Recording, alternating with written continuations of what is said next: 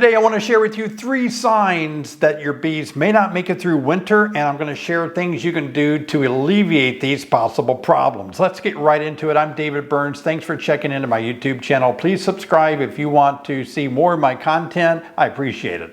Now let's talk about these 3 signs. Number 1 is low population. Sometimes there's queen issues, maybe in the summer or in the fall. Your queen starts failing to lay as many eggs as she should, and the population of the colony starts to go down. Well, the bees generate heat by having more bees. Without a population of, say, 40,000 going into winter, it's a bad problem that they can't make enough heat to stay warm in the winter months as they cluster together in that hive. The second problem can be, it can be a lack of food in there. Now, a lot of times beekeepers might be doing their inspections or trying to determine if there's enough food in the hive to make it through winter. Usually winter lasts anywhere from 1 to 5 months. And so there needs to be an appropriate amount of food that the bees can consume during the time that they're not able to fly out and gather nectar. If your bees don't have enough food on board, that's a problem. They need food to make heat. And if they can't make heat, they're going to freeze to death and starve to death. And the third and final sign that your bees may not make it through winter is if you just ignore controlling your varroa mites all season long. Viruses are spread by these mites, and it could mean that your bees are going to be overcome by the viruses and they're going to live half their life and die somewhere in the middle of winter. Now, let me give you some possible remedies. There are some things that possibly might work even though it's late in the game, or maybe you're watching this video before winter hits. Well, now you got time to do something about these 3 possible signs. Let's take the one about food first. What can you do about feeding your bees? Well, if you're still in fall, late summer or fall, you can feed your bees 1-to-1 sugar water or 2-to-1 sugar water, 2 parts sugar, 1 part water, and you can help them build up their resources to go through winter with more food on board. Even in the winter time, if you're already in the cold snap of winter, hey, you can feed them candy boards in the winter time. Give bees something to eat on top of the hive during winter. Candy boards are very popular. What are you going to do about low population? Not a lot you can do in the winter time to build up population. Bees just slow down.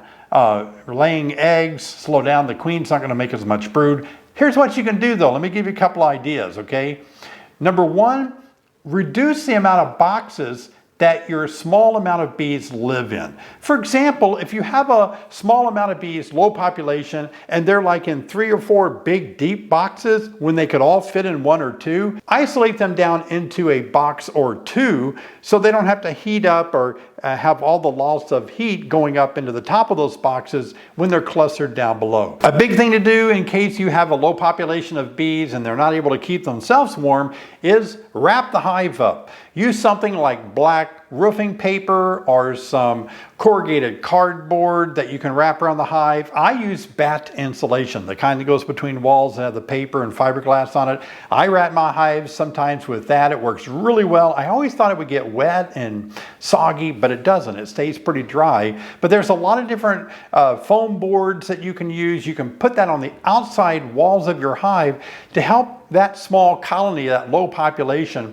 not be so chilled by cold winter winds. Another way to deal with the low population where they can't keep the hive warm, make a wind block. Find some way to block the wind. And that might mean building a wall, a short 3-foot wall or something, and keep the wind from pounding against that hive. Just a wind block. Be creative. A wind block will really help a lot. Now, what do you do about mites though? We really can't treat mites in the winter time.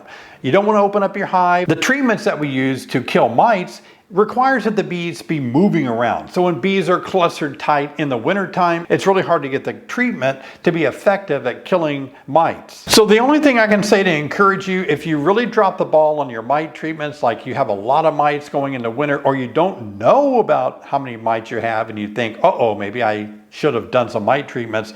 The only thing you can do now is hope for the best. Do the other things that I've mentioned, but with mites, let me give you a little bit of glimmer of hope. If you've done nothing for treating mites all year and now you're worried about it and it's winter and you can't do anything, I've actually had hives that went into winter with high mite counts and they made it through winter. They were healthy, because sometimes mites don't always have as many viruses that they're spreading, and other mites, you can have a low population of mites, but they're highly infected with viruses, and so they have a more catastrophic effect of passing those viruses on to the bees. Now, if you have some time left before winter gets really hard in your area, I've got a video right here that I want you to watch, Beekeeping Tips for Winter. I'll see you over there.